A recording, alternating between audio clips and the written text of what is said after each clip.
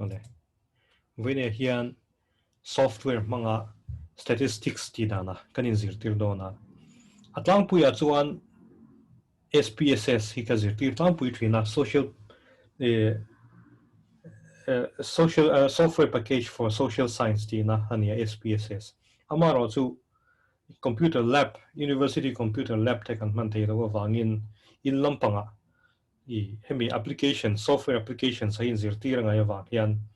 SPS chu kan in zirtir lo turangai tai la ri photana achan chu SPSS hi aman atova a user zirin man to tak noi thuma tanga noi som panga thing te poni thei wangin mimal hian nei mei a har sata wangin SPSS hi chu in zirtir kan tum lo don phota thun tuma hian chuan amaro chu SPSS hi ang deuh software hi open source kan tianga hi om ve a chu free nia chu PSPP an tia SPSS ti alet ling zong ve kina ning chu SI a PN da chu SPSS a PSPP ti mang ti oma chu I zirlai te group a khanin a link download na link kan da to a khami khaino download na computer a install to tura ngai na thome I SPSS ang chuan I ting yang paipon le thilti thei anga ran pa lem lova amaro chu keini man tur om tok vela tan hian chuan atangkai tura ngai thari photila a thome ti chuanin questionnaire hi kan information lak na thin ani a researcher chuan chu wang chong questionnaire chi khrang khrang kan lo mu to thina nga questionnaire pakhat karon siami en chin lok tai lang questionnaire commerce department hota na thil tul tur omanga kha atanga zir chho tur omanga kha questionnaire claim kan an duang chin ta zona pakhat na chon age kuming zane kan ni kan tia age hi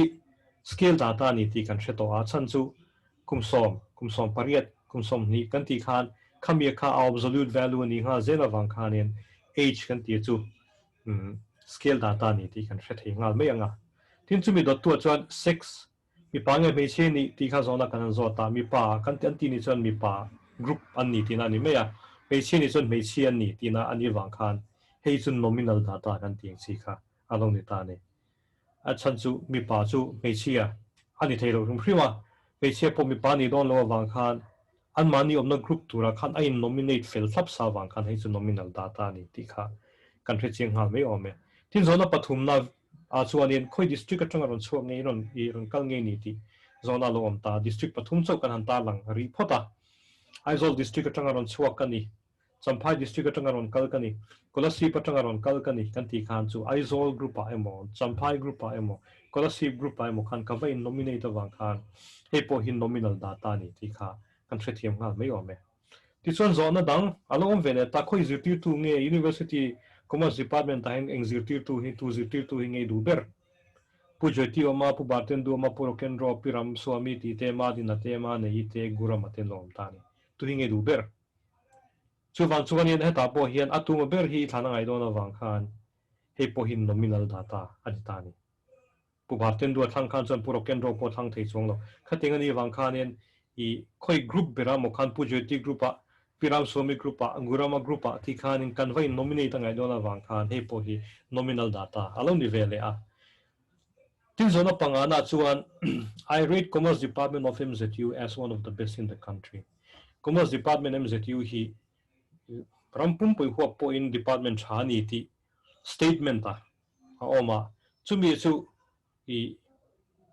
pui don ngi ai pui don ti zona kha I ngai dana kha kan in zot ta ne chu ta chon strongly disagree a khai te lo mai emo a ni lawam anti disagree ti te angai dan kan nei lo adikalom anti te edik chiang te reng mai tiang chi te na khalom ta ne khateng te na ang chi chu kan lo soi to thin ta kan he ordinal alo ni boka chu wan chon zona panga variables panga tun questionnaire hin kan ta ne ti chon kha software kha PSPP kha kan han install ta a kan han install fel ta ka chuan kan han click anga kan han double click anga hetiang hian mail mang aron tilang don ta ni hetiang hian chu da chon an en ta ula hei kan delete lok anga lo om sa oma kan pai bo lok anga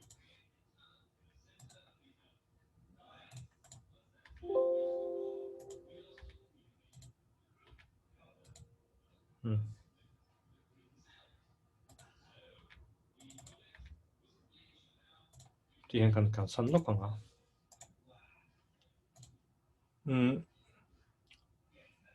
hiện tại hiện variables ho thì chỉ là cần sợi tắc khăn gió nó bằng cái này cái gì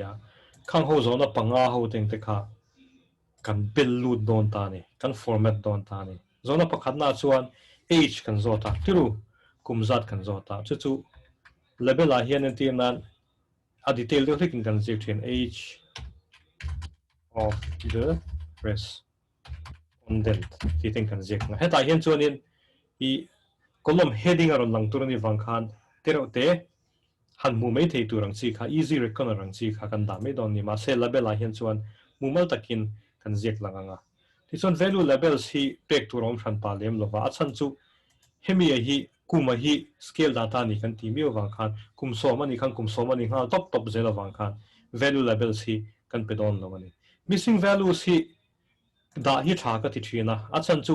mi ron chang lo nom khan da blank chuan zero anga lo ngai tangi lang zero h mo te khalong ni dona kum khat la ting lo chu wan chuan in chang lo lo mani chuan hi chuna chang lo ve ti kan thia thena turatan I missing values si kan click anga chu ta chuan in missing values ha chuan in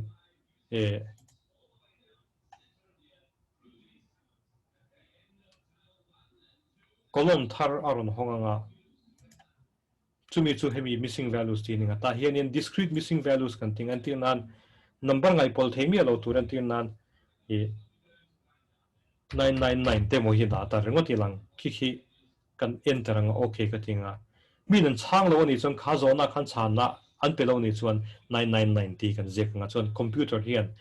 analysis of ki huna khan 999 zu ngopin kan kum zakwa som ko pakwa ti na ni lovin heta chuan chan na om lo ti kha an mu computer khan aron ngai aron thre thiam don ta ni chu chu den ta wala hela hian hei variable view kan om lai me kan ta abul chen data view ti om ve ta data view in click ta ila tuna age ka tia kha koloma hen ron lang ta ni hei ti chuna bula hen tina cursor in data le china age of the respondent ka tia kha alo lang don ta hei apoi mo na pakhan ka ti chu nakina tables vel te kan han I ti cho huna khan hemi age of the respondent ti te muma fai tak khan in aron pengal sa don chu wang chuan helaya a variable view a label kan da hi uluk tak le taima taka zi hi thaver hrimani ti chuan in variable panina chuan nge kan ti kha gender kha kan zota ni mi pangen ni me che ti kan zota chu wan chuan sex ti kan ti anga chuan numeric ani anga chuan ta hian in label a hian sex gender of the respondent kan tinga helan kan kalok nga hemi hin chin kan soita kan khanin ing data nge ni ti kan endon ta ni he measure ti level of measurement kan ti khani ta han click tai lang gender hi chu sex hi chu nominal ani kan ti kha male group emo female group emo ni anga ya chu wan chu ni nominal ani you nominate yourself as a male or you nominate yourself as a female kan ti chu wan chon ta hian nominal ani chu wan chon ta hian an kal tela value label sign an click tai lang voi ni an click tai lang hemi hiron hong dona value labels ta hian one ka ti ni chuan mi pa ka ti na anianga chon add ti click anga chon hetan ron chukang true ti ka chan chuan female ti na alo ninga add ka ti lenga ti chuan in one ka ti chuan male chana in mi pakhatin male ti ni chuan khata khan kha chana kha one ti na ni mai computer na mu tham tu chu female ti ni chuan true tin kan pe mai don ani chu chu ta hin kan okay nga kan da lu don ta missing values po hi soita kan khan thren khat chuan in soidu lo khan om ve thei dona eng chu wan chuan discrete values ha po 999 kha ka da le me ang ti khan so chang lo nom chuan 999 ti ka da nga male mo female mo in chang lo ti ha kan soi me don ani chuna pathum na chuan khoi district nge ti kha poi mo le ta ni kan zon na khan district ti ringot kan je kanga ta hian chuan in soitang khan label bi ga hian chuan tlema detail tu de lekin district from which the respondent is from aron chuana kan ti don ta ni ti chuan label a hian nominal ni wang khanin i chu isol emo scholarship emo i anh em chăm phai kha và calculate thì ni lo chan chu thu nia number kan chan tira representation kan ti ngai wang khan nominal data ni wang kan thai hen kan ti le one kan ti ni chuan isol isol ti ho zong zong a chan one ti kan zia kan chuan in chăm phai chu chu ni le anga enter three kan ti ni chuan scholarship ina lo ni le don tan ti chuan kan du to kan chu ta po hian chang du lo kan lo ve pal de thia ta hian discrete missing values a hian 999 kan ti le hei poi ka sei tang khan nominal ani Aizawl group Aizawl district Champhai district Kolasip district then teacher like tianga a current space om thiang lo chuan teacher hyphen like tin kan da me nga ti chuan a zona kha ichina mi zona kha kan da lu don ta ni which teacher do you like the most ti kha ani wangin khami zona kha label a hian kan da lu me don ani okay which teacher do you like the most kan tianga number 1 na chuan pujotia number 2 na chuan bartendu kan tia number 3 na chuan rock and roll number 4 na chuan in Swami kan tia number 5 na chuan Malina tinga number 6 na chuan lo ni lenga number 7 na chuan Kurama oni don tan kha kan okay so heta po hian sang du lo lom pal takin missing values a hian 999 kan da ni sang du lo lom pal tak flowin kan ti don tan he po hi teacher tungen du ber ti thanani wang khanin nominal alani ta chewani chon da tu chuan commerce best in poite hela hin chon kan da me dona chonin labela hian a zona mu mal taka khani sina mi tho khanin I rate commerce department of MZU to be as one of the best in the country tiaka kan la lut dona labela hian kan da lut me don ni ti khan chon ta hian in value labels kan pe de ngai don tan chon strongly agree ti teng te po kha chu sen khan in numbers ani lo wangin khamiet tu pui represent tu na ka numbers kha kan va assign don tan label a chon strongly label a chon value a chon 1 ka ti chuan strongly disagree ti na ni nga kan chenga 2 ni chuan disagree ti na ni nga 3 kan ti chuan no opinion kan ti na alo ni ve lenga chon 4 kan lo ti ni chuan agree ti na ni nga 5 kan ti ni chuan strongly agree ti na alo ni don ta ni ti chuan hei kan du to nga hei ve thung ro hi chu ti na do om ve wang kha chu strongly disagree tanga strongly agree ani wang khan te na wa wangin ordinal kan ti thin kha ani khamo chu chan ordinal kan ti don ta ni kan soinon le lo ka age to scale ani chu wang chuan in value labels da ngai lo scale ve nga chun value labels ngai lo ma se nominal a le ordinal a chun ngai sex a chuan gender kan zota hei garo sex an ti te thung lo gender ti te gender of the respondent kan te male ni chuan 1 female ni chuan 2 tin value representation kan siam a missing value on tin nominal chuan district question arong kalsong nge ni kan ti chuan 1 2 Aizawl 2 2 Champhai 3 2 Kolasip ti khanin representation kan siam thing bok khan chuan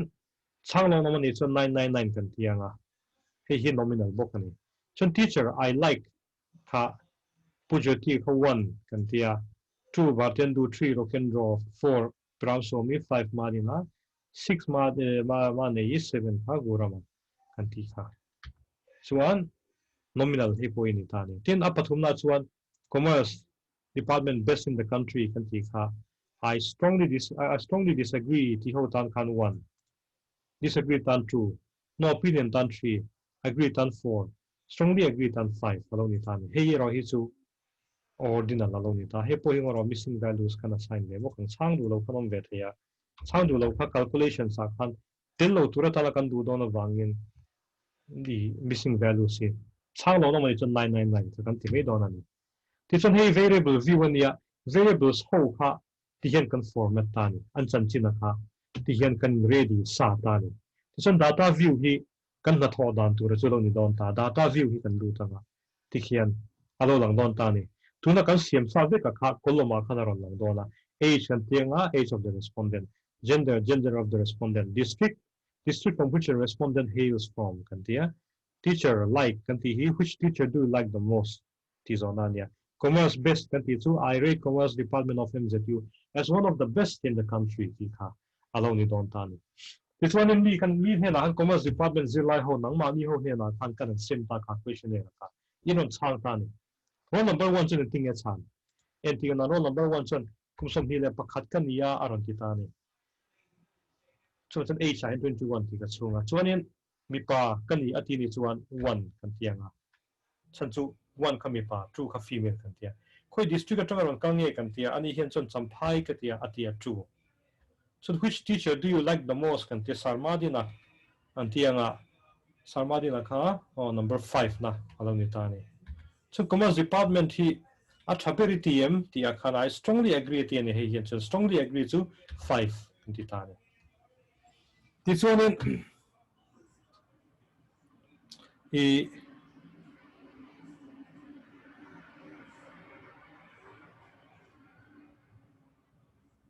kan data chu ti khan kan lo han kan lo nei ta ti khan kan lo feed ta e roll number 2 kan zot vele ta roll number 2 en kum som ni kan ni atia e chia kan ni atia chuanin ani he chon aizol mi kan ni a zeti tu chon pu joti ka du ber a pu baten du ka du ber atia 2 chuanin commerce department hi a thave tho kata lo ma te 4 ti ta ni khatin khan roll number 3 ho khan in questionnaire kha kan la khom ta ti khan kan feed ta ni en tin an pakhat le ti le lo ka e hemi hian chon kum som ni kan ni e ati vele boka hemi ve thung ro hian chon mi pa nge me che ni ti kha soi du lo ni 999 ti kan da sakang chu wang chuan ti chon district po hi ani hian chon en a scholarship kan ni e ati a 3 chon teacher a hian tu ka du ber ti chon gura ma kha lo du ber thia number 7 so in commerce department chung changa hian ngai dan ka nei lo 3 no opinion ati thei ta ni khaten khanin I kan chan da na kha kan question sa kha ti khanin kan feed lu ta ni all samzo na tan data kan generate lo kanga sorry e chuanin ka copy paste lu to panga random de win chu chu analysis tin an tan kan mang chin don ani excel a hian en tin nan mi me ti chin nok do na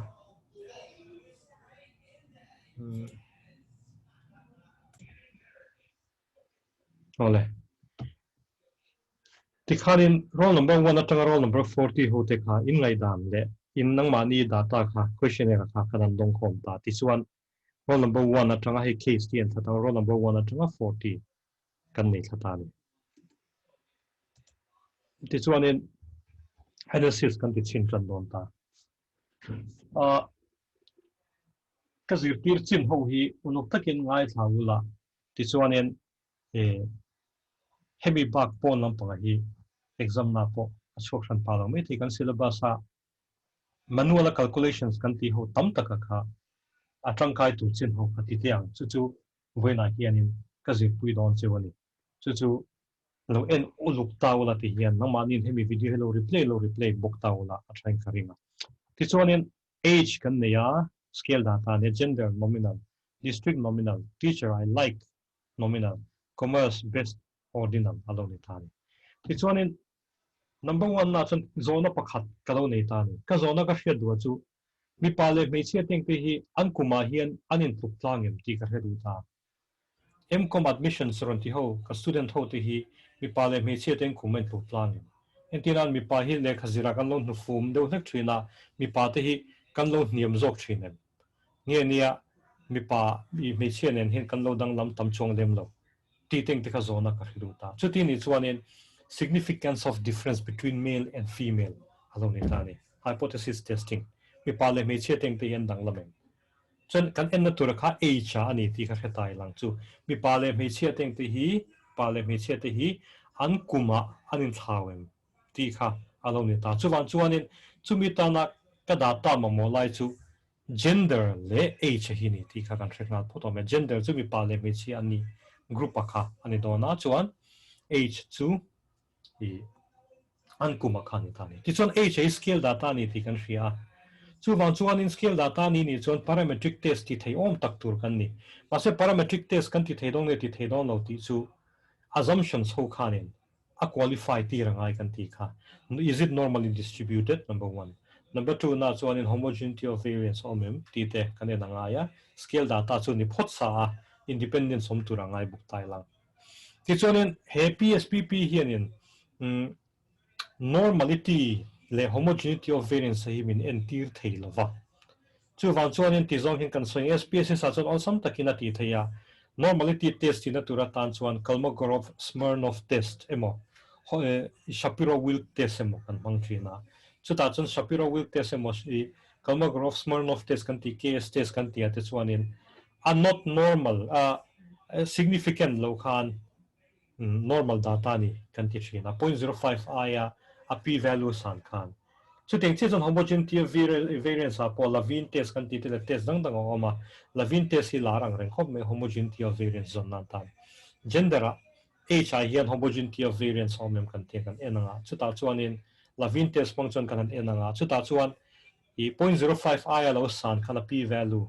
i are not significant kan ti khanin homogeneity of variance om kan ti bok thina ni khamia kha he PSPP hian chuna ti thei ta lova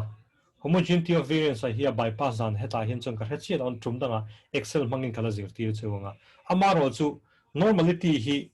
a en thei dan om ta ni normal ni nge ni lo chu se ta kan age hi ni normal nge ni normal lo ti kan hre du bera chu age distribution hi chu ti hian en don tai lang analyze hain ka kalanga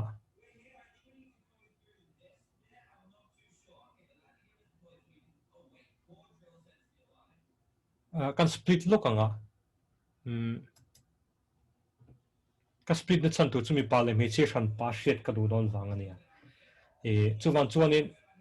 organize output by groups ti hian ka click anga chu ta chuan gender hi ka dalu tang ta hian kilen lok tiang split file ti hi ke ta tang hian data ti hian split file ti oma ka lu tanga ta hian click anga split file ka ti na chana chu mi pale me che ka then than du wang ania chuan organize output by groups ka tianga chu ta chuan gender ti ka dalu tanga okay ka ti me anga ti chuan in analyze a hian ka lu tanga descriptive statistics ke anang descriptive statistics chu ta chuan frequency descriptive san ka lu tanga chu ta ka hriat du chu mean standard medium minimum te maximum te range te ma chu ta chuan in standard error hi ka hriat du thul than palave kurtosis le skewness hi ka click te langa ti chuan in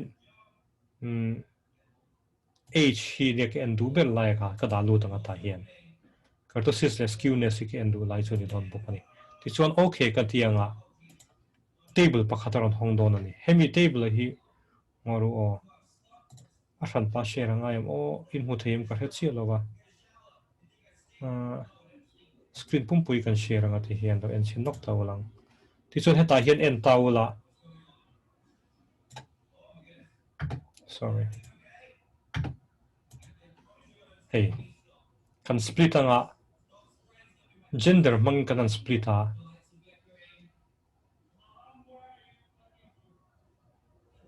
male hoa chuan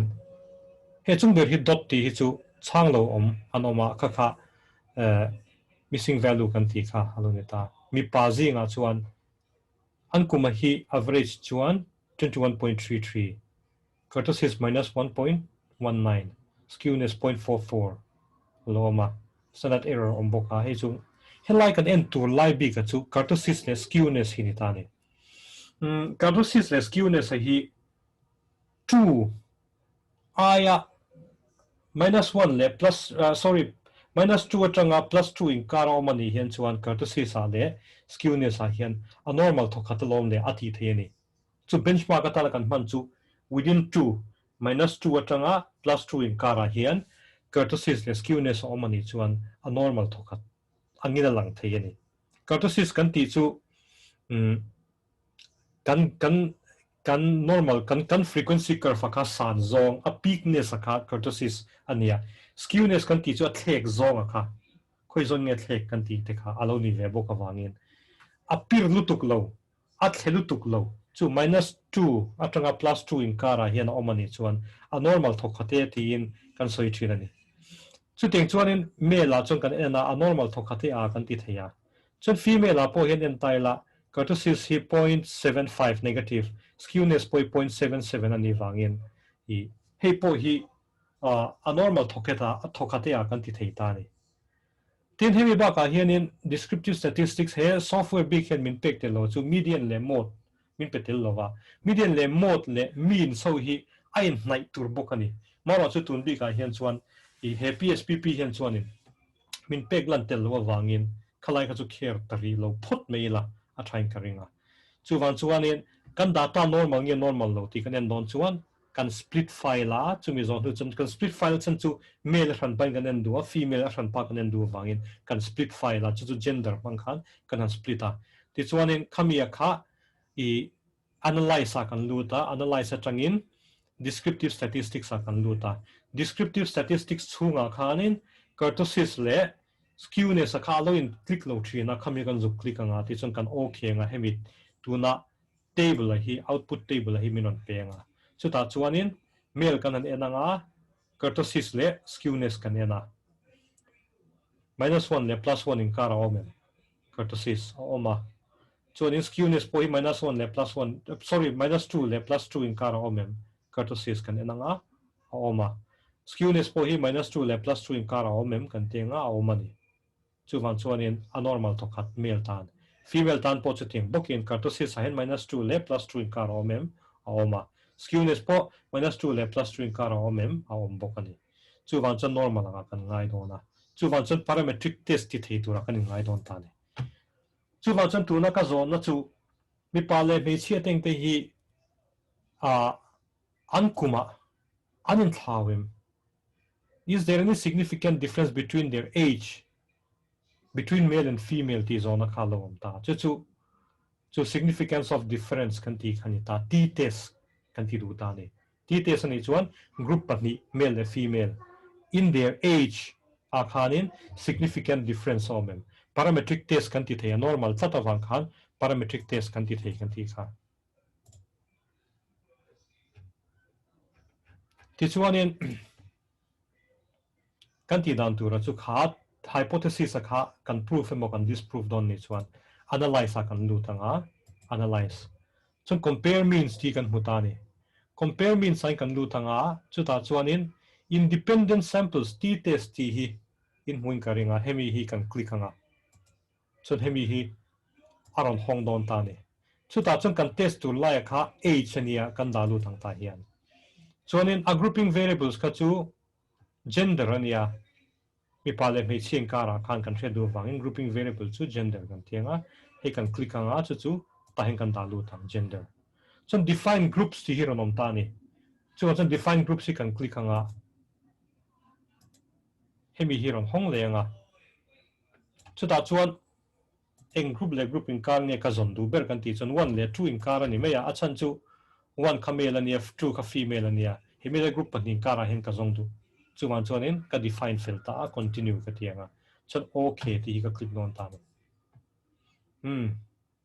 ta hian an en taulang thil thadeu mai minon mu ta ni lavin te sa kaminon ti sak automatic ngal don ta ngoro helai hi kan dis thil pakhat kan ti maya chu ni china split file kha kan off thei hila kan off le lokang analyze all case kan tinga helai kan off leng china mi thau kha a chan chu mi pa le mi che kha than pa in kan analyze on lo mi pa le mi che in car kan ti du don awang kha khalai ha kan lo ti swal palani kan ti non le lokha split file kan off le lokha chuan analyze kan te kan ti dang kha chu lang ai renga la digreng thawa compare means kan ti nga independent samples kan ti nga age kan test tu rakha nia khoi grouping nge kan man dong kan ti chuan gender mangin chuan define groups kan ti nga 1 le 2 in kara kan ti continue kan ti nga okay kan ti nga chuan heavy hi min on generate don ta le chuan min on generate nga hemi hi an en tawla helai table b ka hi achung hi chu ni a descriptive statistics khani me ya male chu kumsom ni pakhat average standard deviation to 1.56 standard error of the difference between the means to 0.34 ani tite female a positive box ni ti khami descriptive statistics khani me ya kan du lai taka chu he hi ni ta ni chuanin lavin test ni sin ka soi kha minon ti saknal ta lau me heta hian chuan lavin test hi an taila 0.22 f ania chuanin significant level 0.643 ania helai te en taula 0.05 aya san chuan homogeneity of variance kan ti don ta ni 0.05 ai lo niam lo sang lo ta se a significant don ti na nia chu van chuan khatenga khan chuanin again homogeneity of variance mo equal variance a khawm lo ti na angani dona mase tun big kan problem a hian kan data hian chuanin a normal mai ba ka homogeneity of variance omani engwangin mo kan ti chuan lavin test a hian significant column kan ti sig kan ti lai te hi 0.05 aya asan wangani asang ani chuan homogeneity of variance om kan ti na ni chu ti chuan t test a chuan t value chu kha kan calculate thin kha a mean 1 minus mean 2 divided by standard error of the difference between the means kan ti kha t value chu 1.62 along ni ta degree of freedom hi 37 ani 37 ani na chana chu kan observation zong zong a kha somli ania ma se somli zinga pakhat khan a gender a sex a kha a soilo wangin 999 na pe ka wangin somthum le pakwa valid case kan neya chuanin chumia chuanin -2 group pani kan nei wang khan 39 -2 to 37 ti na ni chu ti chuanin significant level hi khela hi kan endu lai tu chu ni ta ni kan mo lai kha 0.115 alom ta kan ti te sakha significant lo ti chu hemi hian a shil don ta ni e manual calculation sa kan chon kan calculated t le table value t kan compare kan calculated t kha tam zok chuanin significant kan ti thina ma se ta hian chuanin kha table vel kha kan ve en ve ngai to lova hian I t table a pe kan chon degree of freedom 30 ai sang kha aum lo kan ti le nga la ta hian chon 37 ania I manual calculation sa hian chon tan kan ti theilo ma se software thadai me ma chu minon calculate saknal ta vekta data lian tan po khanin t test sakha kan calculate the ni z test I chuan t test hi a robust zok awangin t test hi a lar zok ka kan du zok thi kan ti to kha chuan chon t test hi kan an mangta two groups kan neya significance of difference kan ti dona parametric test kan ti thei kan qualify don ni chon t test kan thang zok zi chuan chu da chon kan han ti chin ta he lai te hi kan mamo lai chu ni ta ni 0.115 a hi kan benchmark tur chu 0.05 ani kha p value kan soi thina kan 0.05 ti te kan soi thin kha 0.05 a kha tuna kan heti kan calculation sa hian chuan 0.05 aya asan hian not significant ania 0.05 aya atniam hian significant ani ta ni tun din huna hian 0.115 ani wang hian a significant ta lova chu wang chuan a significant lo ani chuan null hypothesis kan reject thei lowa kan null hypothesis in tiknek ang kan soi thin kha there is no significant difference between this and this chi kha kan null hypothesis ania a significant lo mi awangin 0.05 aya asan mi awangin kan null hypothesis kan reject thei lowa chu wang chuan mi pa le me chia teng te hi an kuma anin tuk tlang ani kan ti don ta ni there is no significant difference in their age an kuma dang lam na te chiama umlo kan ti ta ni chu t test alo ni thotta ma se an ti nan just for the name's sake for example sake ti zok teng namesake chu ni chia lo wanga I lo normal lo palta se age hi lo normal lo palta se homogeneity of variance ka ompon ni se lo normal lo paltang seng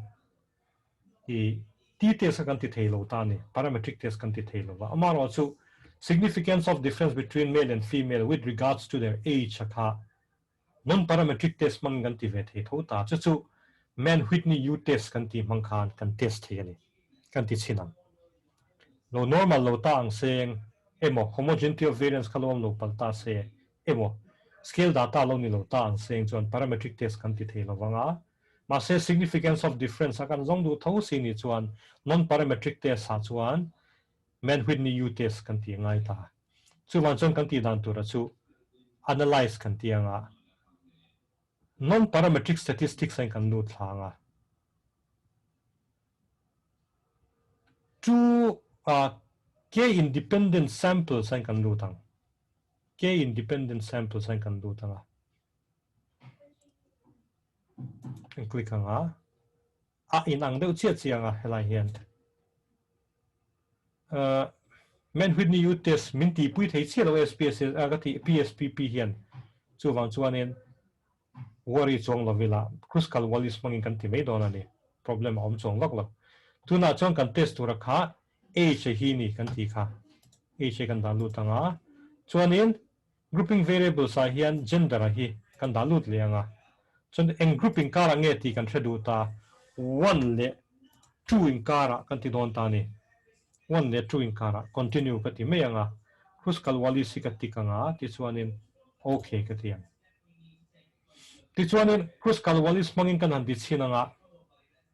age test mangin kan han ti chinanga chuta kan mu chuata ka chu heti hian ram pe ve thung ta ni age of the respondents male how to rank man with new test achon ranking kan ti kha I rank an mani score ho kha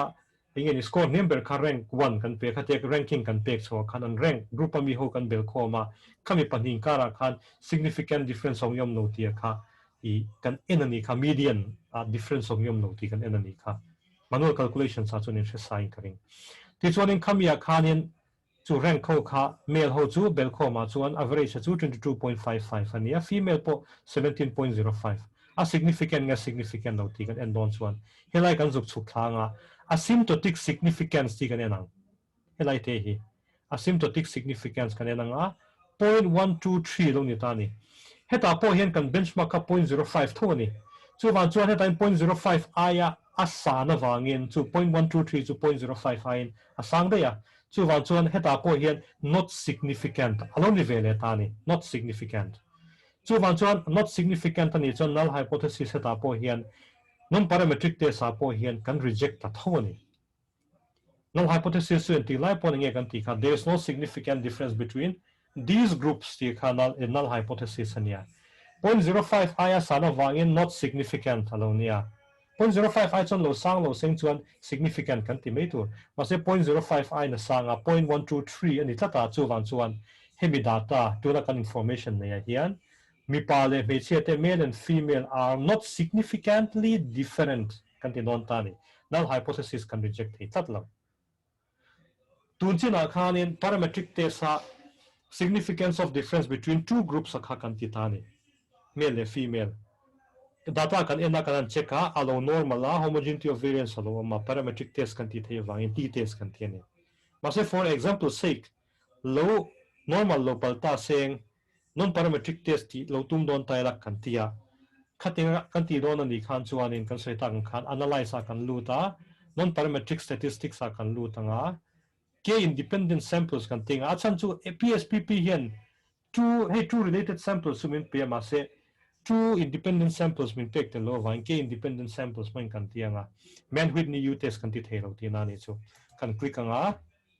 age hi kan test to like hani wang test variable kan da lu tanga a grouping variable kha male and female in kar kan zir du wang khan grouping variable gender kan da lu tanga define group kan tinga one male le female in kara chau lower limit le upper limit 1 le 2 kan da me ya continue kan tia crucial wallis age test kan click anga chon okay kan tianga chon hemi data min pe so ta kan khan 0.123 asymptotic significance p level la kha 0.123 ani ta wangin not significant 0.05 aya sana wangin not significant kan ya chu wang chuan mi pa le nei che kha non parametric test ha po again there's no significant difference kan ti om zeta ka chon mi pa le me che te kha an kuma anin thau thau chu ma se anin thau na kha a significant ran ta lam kan ti na ani ti chuan in two independent groups a chuan ti khan kan lo hre thiam thei ta ani le group pathum in kara pani ai tam lo ni ta seng chu tenga chuan en ti nan me me district atanga ron kal ho hi aizol district te kolasip te si champhai ho teng te hi an kum anin tuk tlang em ti ga zona lom ta ni chu group pathum ka lo nei ta group pani ni chuan t test parametric ka chuan non parametric ka chuan in u test emo crucial wallis h test emo in kan lo test boka maro chu tun din hmuna hianin zona pathum ka lo nei ta ka wang khan group pathum ka lo nei ta ka wang khan chu aizol champhai kolasip ka lo nei ta ka wang group pathum ani ta ka wang khan anova ka mana ngai ta ni ka data ye parametric ti ka hria hemi hi data normal distribution omani ti ka hria ta wangin parametric ka ti thei ta ni chu wang chun parametric data ka ti dona ka neya group pathum ka nei ni chun anova ka ti tur ani ta chu mi anova chu ka check don chuanin analyze a ka lu tanga compare means a ka lut lenga one way anova ti ka click ang one way anova ti ka click anga chuanin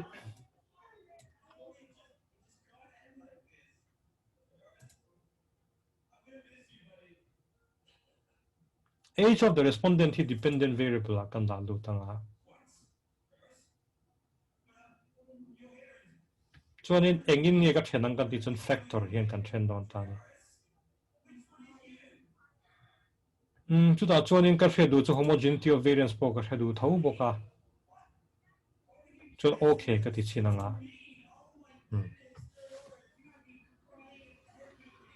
kan han ti ta age of the respondent ka kan hre duwa chu group rang aizol champhai kolasi pani wang khan anova chu kan calculate chhuat thina ka ti hian minun penga sa ta mai ni lavin test in chuanin I homogeneity of variance omani ti minen ti ra chan chu 0.05 aya significant level a sana wang khan lavin test hianin homogeneity of variance ome min ti sakani ti chuanin anova lai chu lai kan endu lai chu ni ta between groups such as sum of squares so 5.86 ania degree of freedom hi 1 ania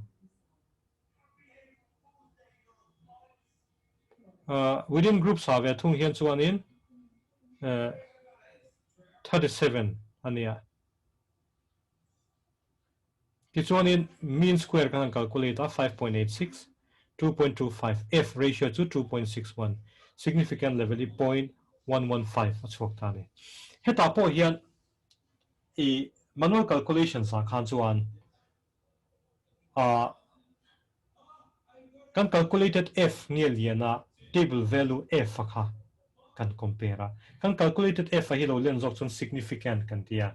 kan calculated f hi lo te jok chun not significant kan ti thin kan ti kha amaro chu hemi bi ka hian chuanin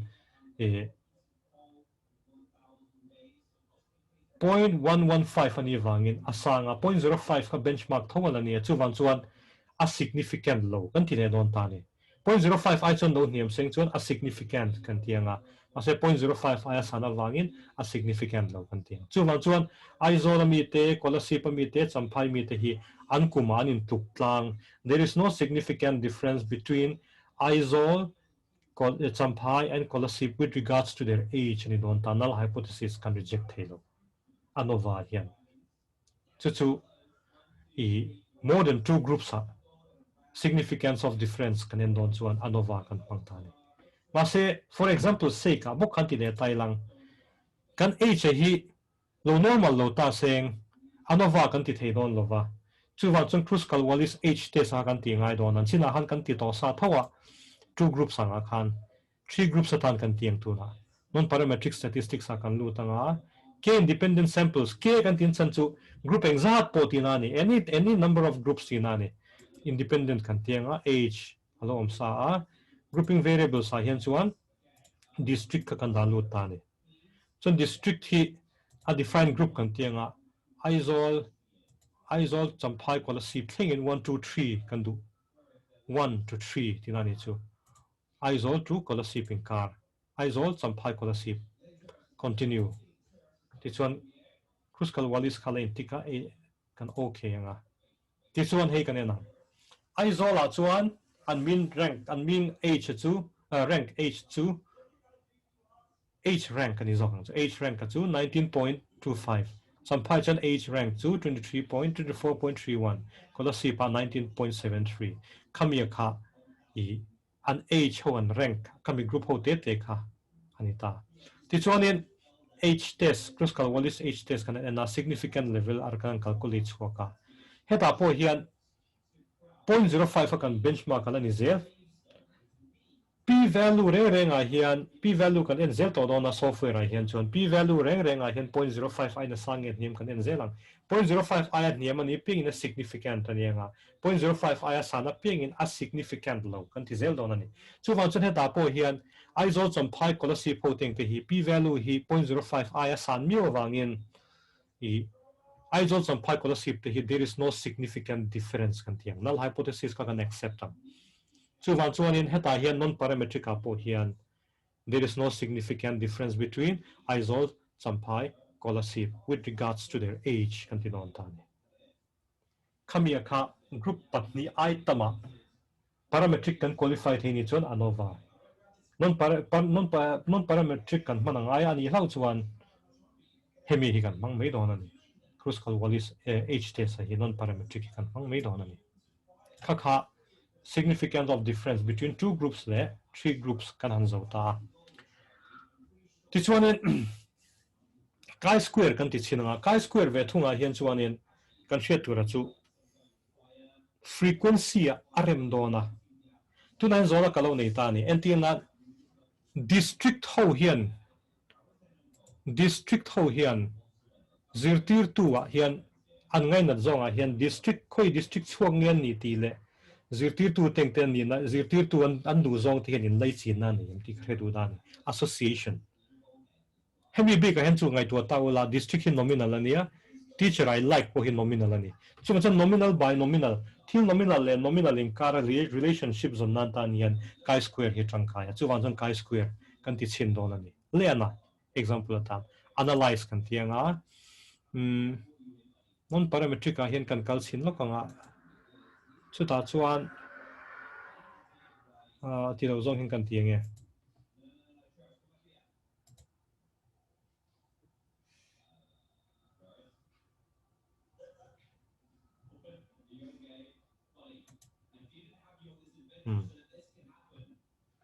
ti hianin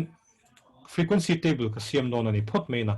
frequency kan ti chin din din chan ka chu SPSS so ka khoi thina wangin PSPP hi ka khoi ngai bi lo wangin ka family nu tuk lawa amara chu kal phung chi dang de awangin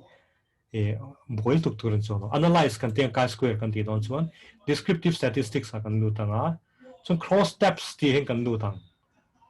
kan tabulate don ani table a frequency table kan siam don tani chu cross step kan tianga chuan ani le enge kha district le teacher on like a kha association ka fia du wang khan district hi khoi zo ka nge ka du ro nge koloma ka da du kha chu ka thu nia district hi koloma kan da nga teacher I like hi rows kan da nga chan teacher kha rows pasari kha atok lo zo awangin so statistics an kalu tanga chi square aloin tiksa chi square katidu katinga chi square hi ka click mayang continue aloin click sa vai chi square hi continue katianga okay katiang ti chuanin hanen tawla tina sakhop me hei pujoti du hi izola pi pakhat o ma cham phai pakhat o ma kolasi pa pathum alwayat pujoti du tu chu mi pathum baten du mi pathum roken drop pariat rama swami pasari eo sarmadi natlem chat me pali ma nei pali gurama pakwa chung ho chu izola chuan pakhat pathum pakhat patni pathum bial bial pakhat pathum pakhat patni pakhat pali chung ho te chulong ni ta ne ti chun heng tia table aron in omta ka hian percentage hi tia na kal ve thei thawa ti zong hian analysis engeng table hi aom ve a thave hrim entina pujoti hi aizol mi isol to 20% and near 20% got some pie 60% call a seat positive vote to zong 60% to call a seat but 20 to some pie isol tinani so column zong hin to 8% positive do he isol to 8% and pubaten do 8% 8.3% so then broken road do 16 ramasomi 25 Samadia do no milo isola va pui ve oh so money 8.3 gurama 33.3 thing zong te pona kal the ma se chu lo boil tu lo wala he chu table la kha aron generate file ta ni frequency table again this one in kan endu lai ta chu he lai hi ni ta ni atmoi hi chi-square test hi Pearson's chi-square test hi lai kan en nga 0.859 kan mutani 0.859 chu 0.05 then kan benchmark book le turania 0.05 ai na sang lo 0.05 ai sa da van kan not significant ani le ta ni chu ai not significant to chi-square b ka chuan chi-square b ka chuan not significant kan ti chuan there is no association between the district from which they hail from and the teacher of their choice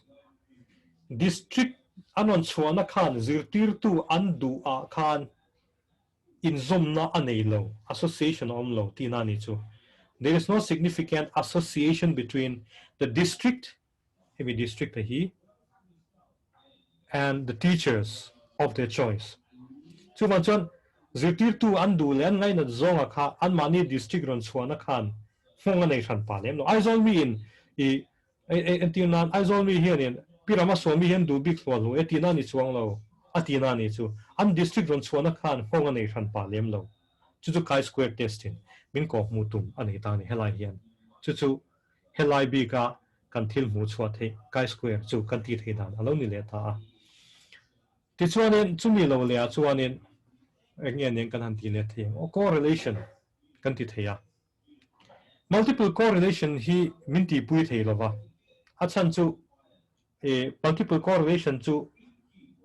group rang in kara antinan variable rang kara r12 r13 r23 ti vel tikha malte te calculate din nga ya chu formula khanin kan bela manual in calculate ngai chinani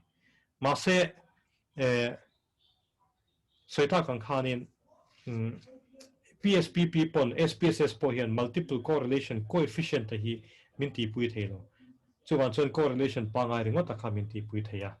tuna hianin data kalo nei ta data dan kan bel lo ka nga min lo ngai cham min lo hak lo kula ka video hi kan post nga chon ka continue le me don na kin lo ka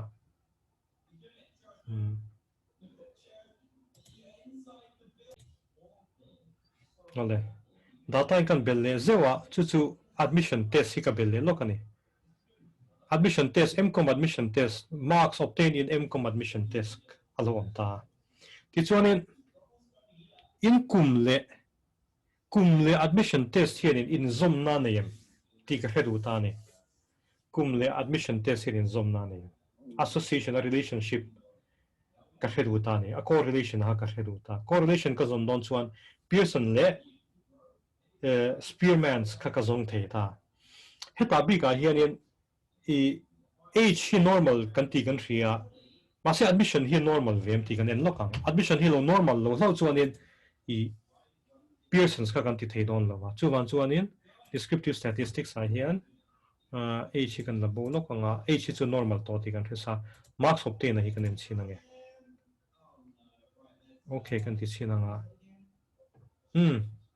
curtosis po 1.2 for true island hiama -2 le +2 in kara loma skewness positive bokin chuman chon normal anga kan ngai anga phot meina chuman chon admission test le age in kara relationship hi zong don tailang entina me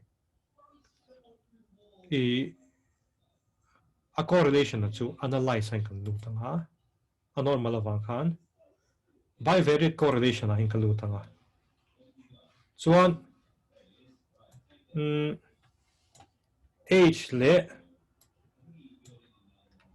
marks obtain ai ka dan lu tanga chuta chon zona pakhat lo om ta ni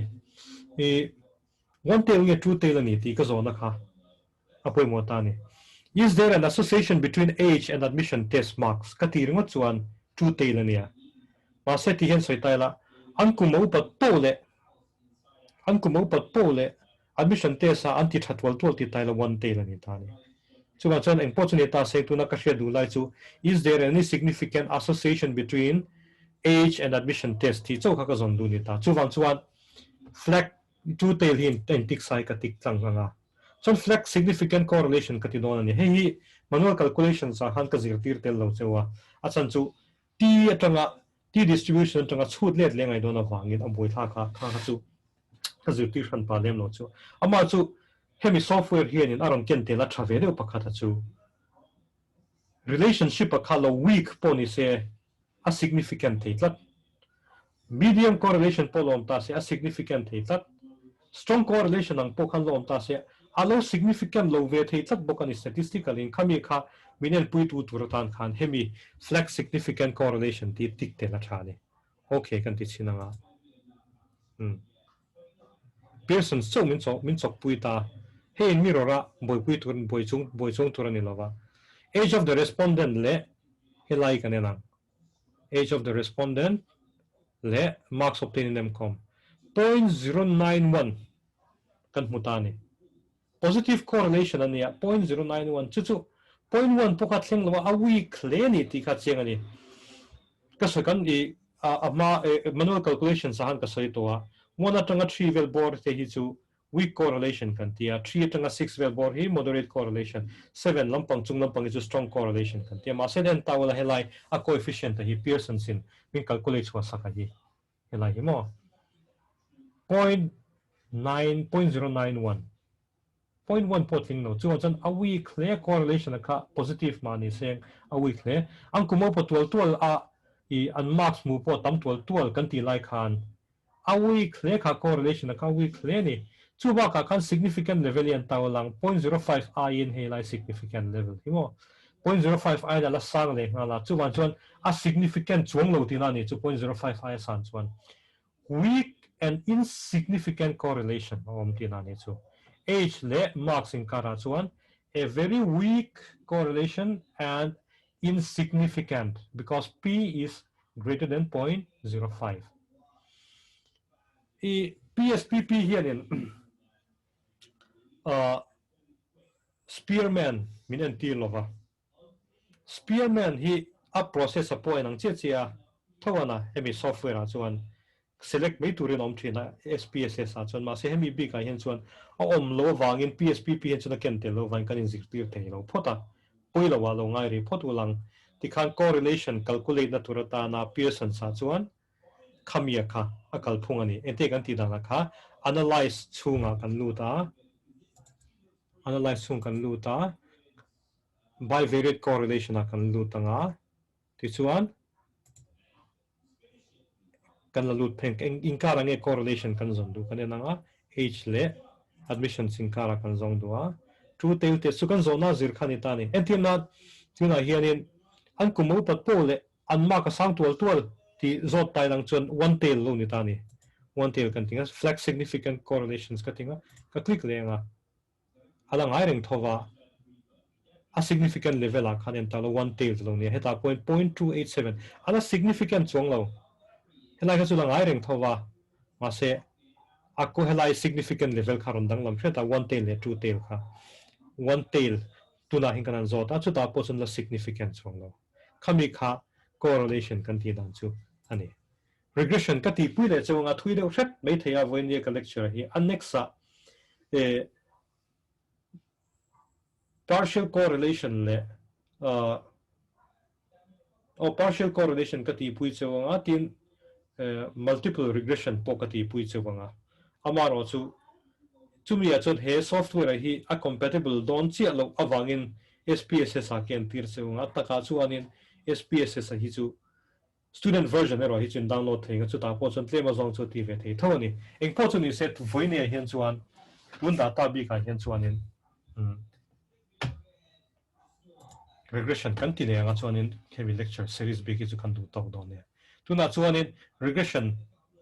age le admission test in kara hian two variables in kara hian hemi pa he hoi chu kan ta bo de nga min ti poi me pal tak hian kan clear de nga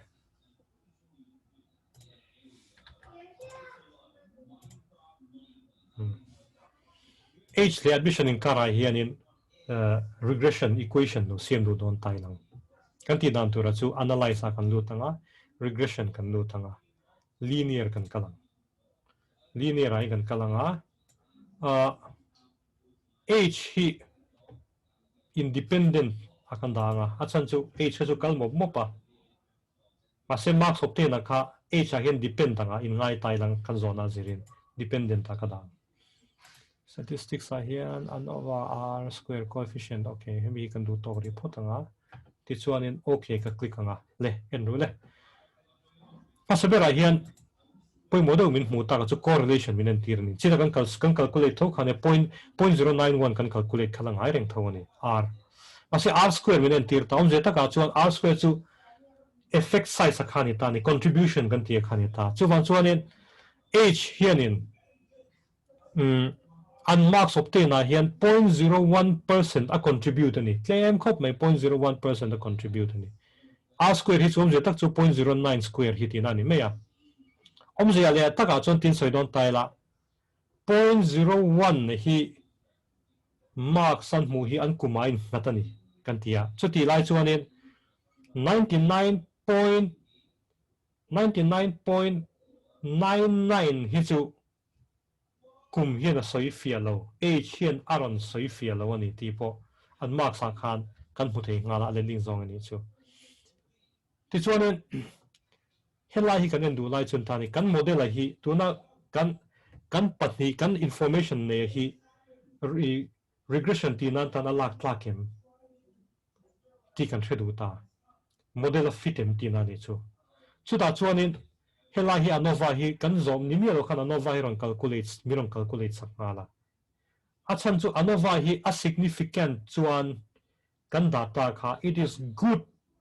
for prediction kan data kha a fit ti na nia mase tun problem bi ka in chan van doi thak takin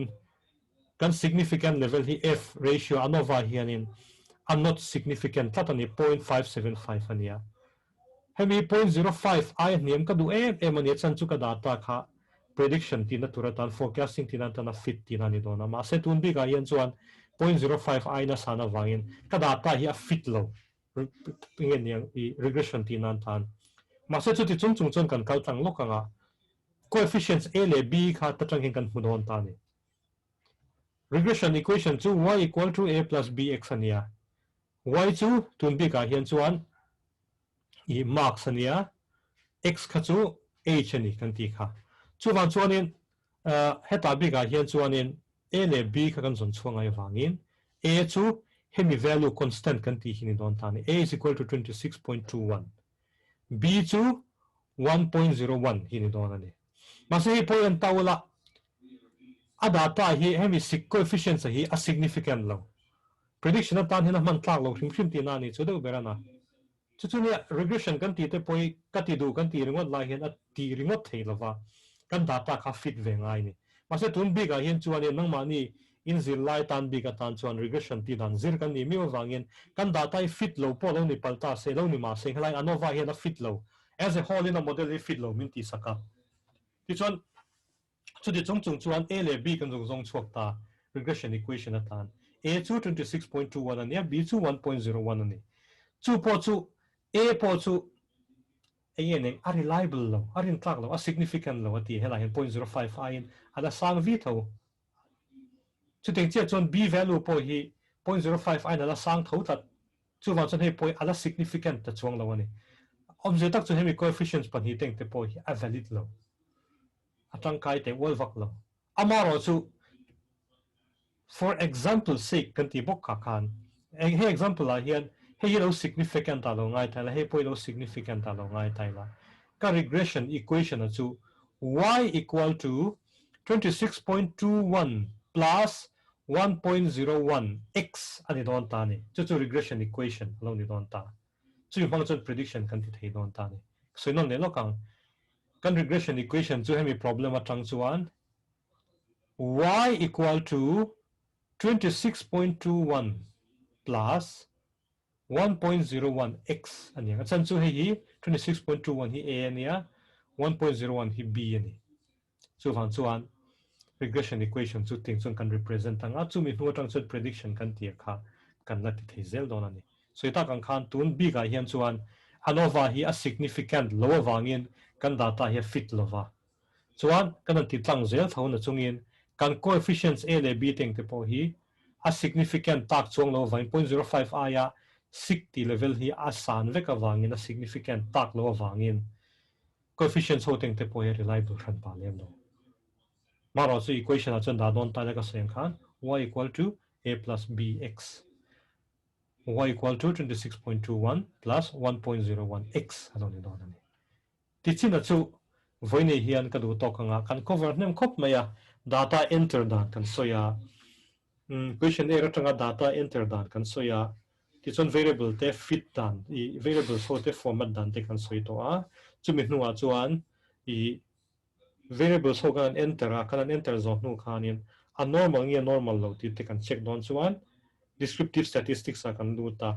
skewness le kurtosis kan enanga skewness le kurtosis ka -1 -2 le +2 in kara omani chuan a normal anga kan pom the ni tin soi ta kan khan mean le median le mod teng te ein hlat san hai lo normal a chuan ti ka hretai lang chumi zir chuan I kan data scale data ni boxi chuan parametric test can qualify theya significant of difference between two groups kan tia chuta chuan pakhatna chuan in two groups a parametric test kan qualify chuan t test kan qualify lo hlo ni chuan pspp hian chuan in h test crucial values h test manga ti nga ya ma se spss a chuan manhood ni u test in kan ti thin chu chu spss ka demonstrate huna kal en tir tel don chu ni tin group patni item alo oma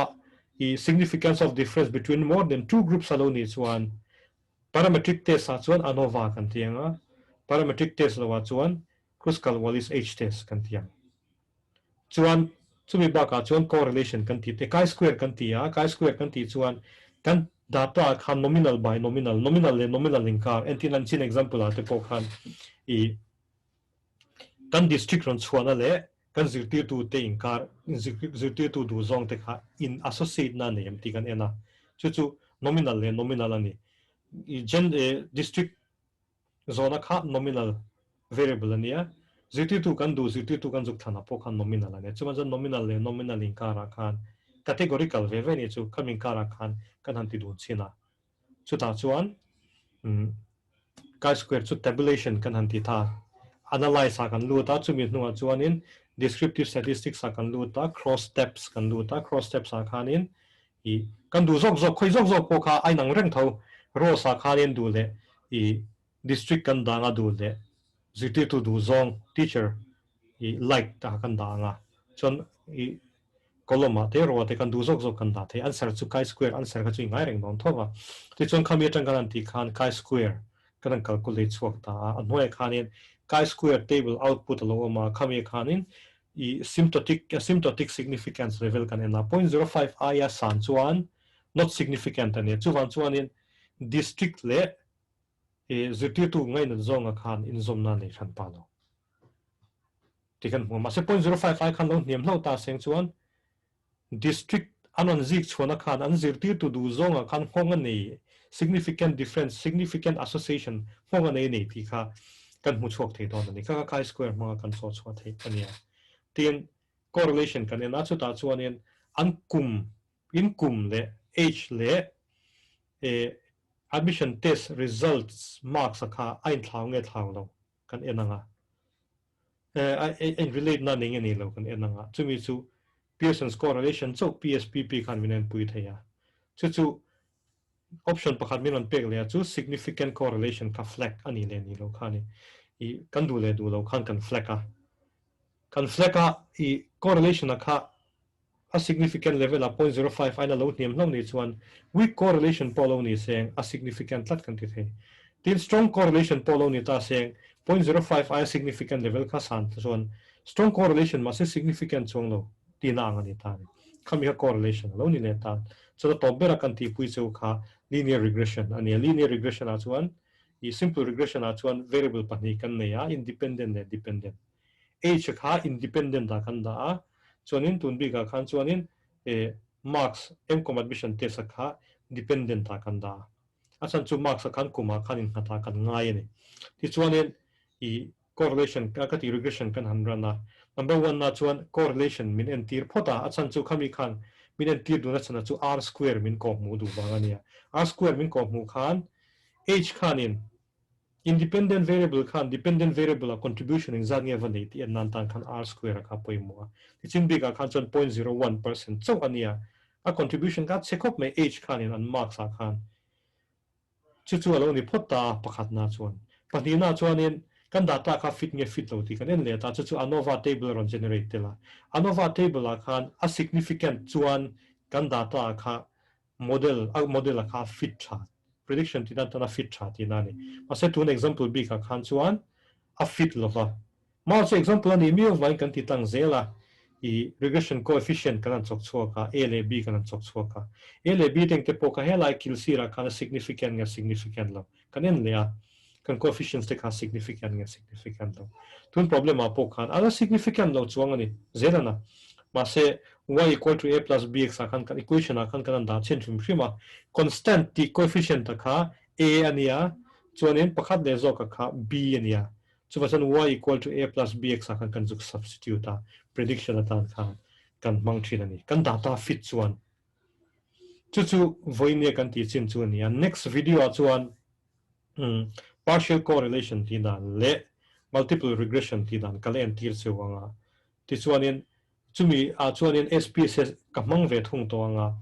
I nang mani in SPSS in man na in export hen turatan chuan spss.com amo an mani website a khanin student version amo trial version amo khalo download sin walang time limit among I no practice ve thei china ti chuanin voine tan chuan kan du tok phot don nia